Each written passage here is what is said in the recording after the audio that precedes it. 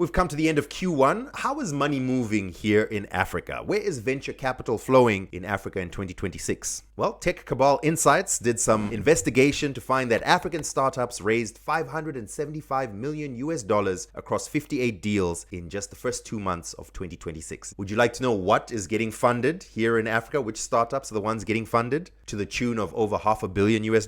Well, fintech has dominated African startup funding for years, but in February 2026, it actually dropped to the fourth most funded sector. Here's what overtook it. Logistics and transport led with $119.6 million in startup funding. The biggest one in there was Spiro, an e-mobility startup that raised $57 million, as well as GoCab, which secured $45 million.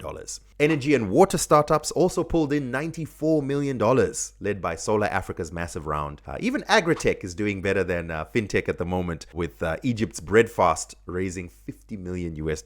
Speaking of the countries, let me let you know which countries are the ones dominating. The usual suspects, again, Nigeria, Kenya, South Africa, and Egypt remain the continent's tier 1 markets for startup funding. Zimbabwe, unfortunately, by comparison, barely registers in these numbers. So that is something to celebrate. I mean, over $500 million in African startup funding in just 2 months. However, if you compare that to other regions, the US saw individual AI companies, not even entire sectors, raise tens of billions of dollars. SoftBank took a $40 billion loan for a single investment for OpenAI.